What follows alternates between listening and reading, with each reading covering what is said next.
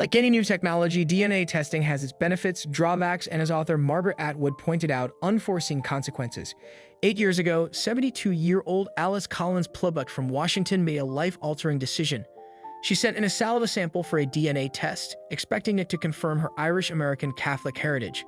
However, when the results came back, Alice was stunned. They contradicted everything she believed about her identity. This unexpected discovery led Alice and her siblings on a years-long quest to unravel the mystery of who they truly were. For years, questions about her family's history consumed Alice's thoughts. Her mother, also named Alice, was passionate about genealogy and kept an old family book filled with handwritten records of their relatives' names, births, and deaths. Tracing her mother's lineage was straightforward, even before the advent of online genealogy records. On her mother's side, the family was Irish, Scottish, and English, with some ancestors dating back to colonial America, and Alice could trace some branches as far back as the 1500s. However, every time she updated her mother's family tree, Alice felt a pang of guilt because her father's side was a different story. "My dad had nothing, he had no history," she told journalist and author Libby Copeland. Her father, Jim Collins, was the son of Irish immigrants and knew little about his family's past. His mother died when he was a baby, and his father, unable to care for Jim and his older siblings, placed them in a Catholic orphanage.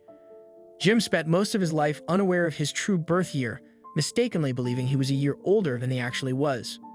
As her father grew older, Alice decided it was time to dive into his lineage and discover where he came from.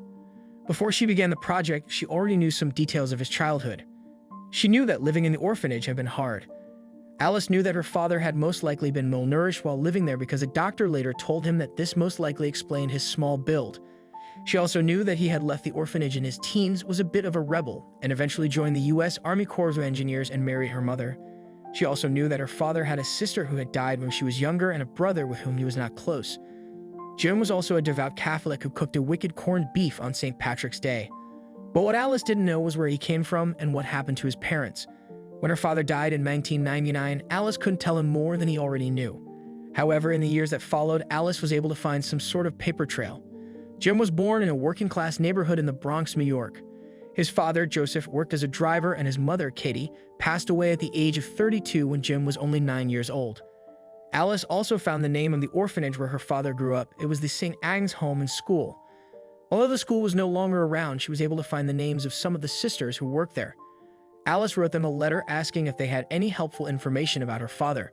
Besides Jim's admission and discharge dates, the orphanage couldn't provide Alice with any other useful information. Years passed, and Alice's research came up fruitless. Then, in 2012, home DNA kits became available. Alice was elated. She had just discovered what she thought was her father's family village in Ireland, and she was considering a trip overseas to see where her grandparents had come from. Alice knew that an at-home DNA test would make her research a whole lot easier, so she put her name on the company's waiting list. When the test finally arrived, she and her sister, Jerry, swabbed their cheeks and sent in their samples. When the results came back a month later, Alice and Jerry were more than a little confused.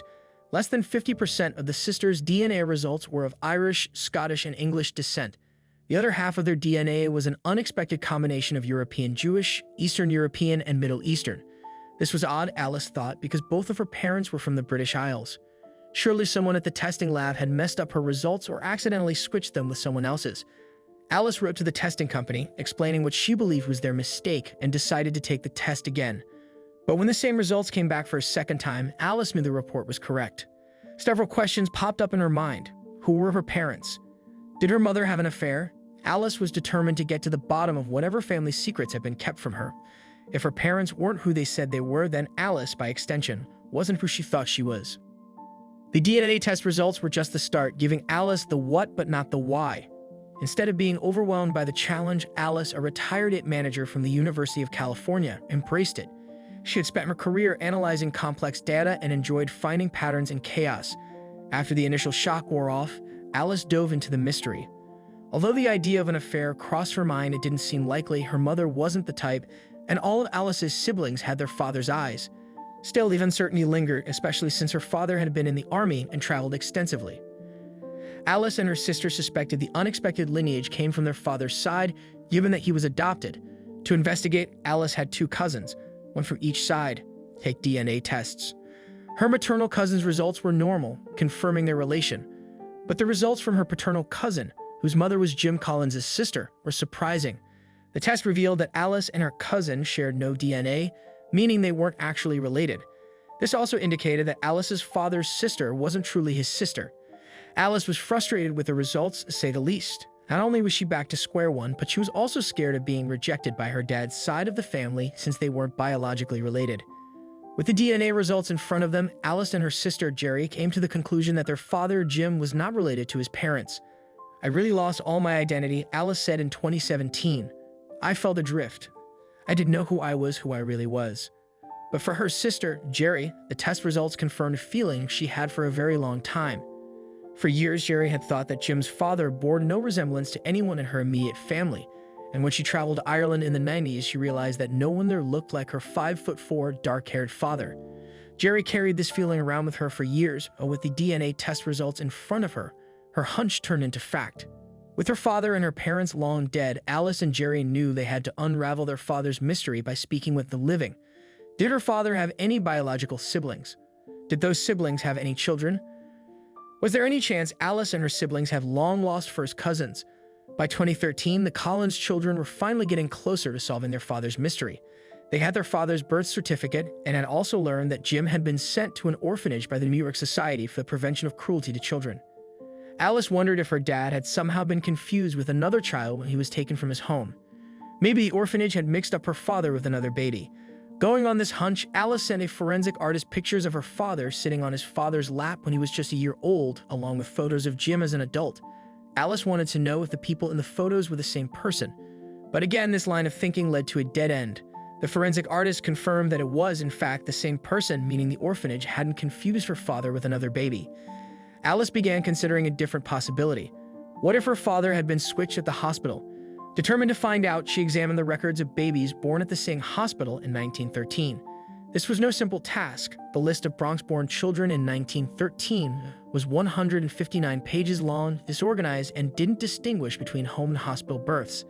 After painstakingly narrowing it down, Alice identified 30 babies born around the same time as her father with names that sounded Jewish or ethnically neutral.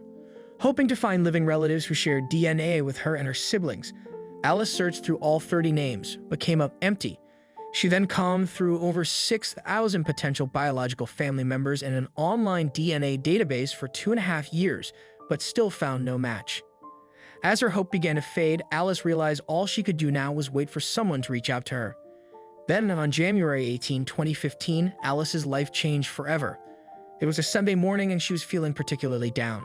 She decided to write to her cousin, who she wasn't biologically related to update him on her stalled search.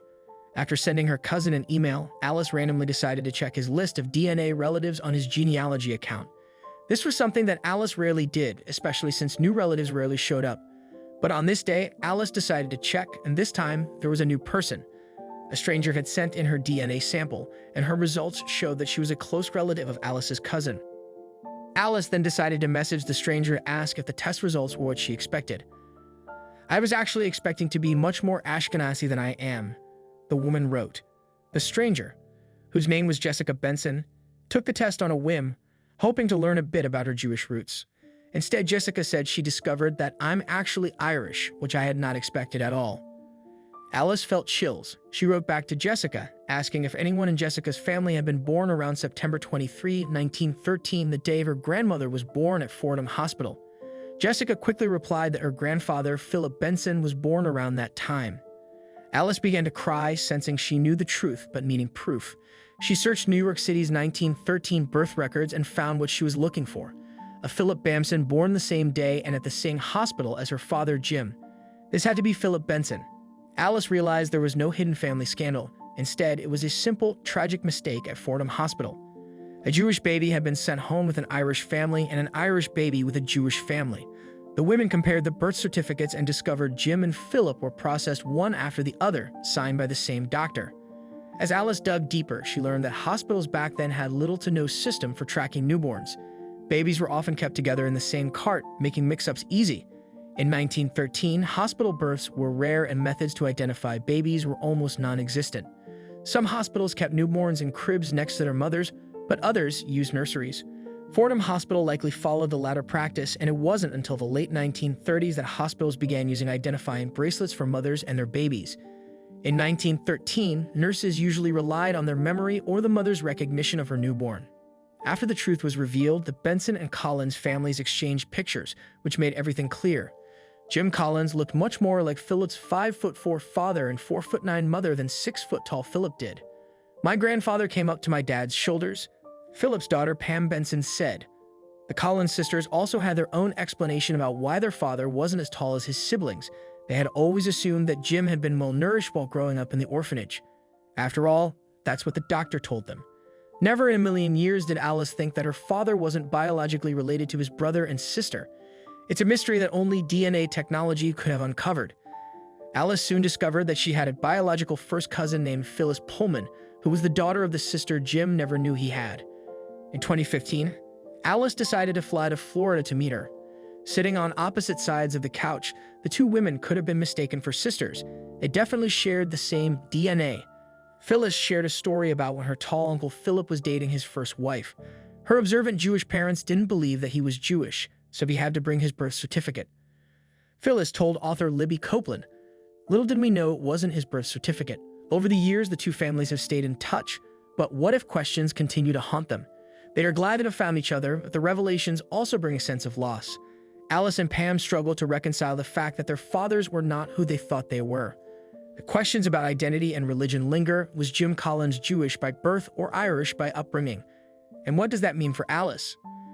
Alice and her sister believe they would have told their father if he were alive, but they also see it as a blessing that he wasn't around for the era of at-home DNA testing. "My dad would have lost his identity," Alice said, feeling that he was spared that pain. They often wonder what Jim's life would have been like if he had been raised by his biological family. Alice imagines a different life for her father, raised in a stable home, graduating high school, and pursuing his talent for mathematics. Instead, he dropped out, served in the army, and became a prison guard in California. Though Jim made a decent life for himself, Alice and her family can't help but grieve for the childhood he lost. "My father got an orange for Christmas," Alice recalled, thinking of the hardships he endured. Yet she knows that if the switch in 1913 hadn't happened, neither she nor her siblings would exist. Their lives are the result of a simple mistake with profound consequences. A nurse's brief lapse in attention. It was a terrible mistake, but without it, Alice Collins Plubush wouldn't exist.